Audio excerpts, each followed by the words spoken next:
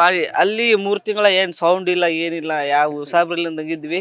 ಇಲ್ಲಿ ಹೊರಗೆ ಬಂದಿನಿ ತಲೆನೋ ಹೊಡ್ತದೈತಿ ಗಾಡಿ ಸೌಂಡಿಗೆ. ಅಲ್ಲಿ ಸ್ವಲ್ಪ ಅವ್ರು ಬಿಗ್ ಬಾಸ್ ಮನೆಯವ್ರು ಹೇಳಿ ಕಳ್ಸ್ಯಾರ, ಒಂದ್ ವಾರ 2 ವಾರ ಸ್ವಲ್ಪ ನಿಮ್ಗೆ ಹೊಂದ್ಕೊಳಕ್ ಕಷ್ಟ ಆಗೈತಿ, ಹುಷಾರ್ ಅಡ್ಡಾಡ. ರೊಟ್ಟಿ ಚಟ್ನಿ ಬಗ್ಗೆ ಏನ್ ಹೇಳ್ತೀರಿ? ಭಾಳ ಮಿಸ್ ಮಾಡ್ಕೊಂಡಿದ್ರಿ. ಅಯ್ಯೋ ರೊಟ್ಟಿ ಚಟ್ನಿ ಬಗ್ಗೆ ನಾನು ಮಕ್ಕಂಡಾಗೆಲ್ಲ ಕನಸ್ನಾಗ ಬರ್ತಿದ್ ರೊಟ್ಟಿ ಚಟ್ನಿ. ಅಲ್ಲಿ ಏಸಿಯಾಗ ಒಂದ್ ಹೊಡೆತ ಎದ್ ಬಿಡ್ತಿತ್ತು, ಅದ್ ನಮ್ಗೆ ಎಸಿ ಅಂದ್ರೆ ಹಾಕಿದ್ದಿಲ್ಲ ಬಿಗ್ ಬಾಸ್ ಮನೆ. ಅದು ಎಸಿ ಇಲ್ಲಿಕಂದ್ರೆ ಅದ್ ಮನಿ ಇಲ್ಲ, ಲೈಟಿಗೆ ಪೈಟಿಗೆಲ್ಲ ಅವು ಬೇಕಲ್ಲ, ಅದನ್ನ ಭಾರಿ ಕಷ್ಟ ಆಗಿತ್ತು. ರೊಟ್ಟಿ ಚಟ್ನಿ. ಹನುಮಂತ ತನ್ನ ಸೆಲೆಬ್ರಿಟಿ ಅಂತಕ್ಕಂಥ ಒಂದು ಜವಾಬ್ದಾರಿ ಮೂಲಕ ತನ್ನ ಕಾಯಕವನ್ನು ಮುಂದುವರ್ಸ್ಕೊಂಡು ಹೋಗ್ತಾನ ಅಂತ.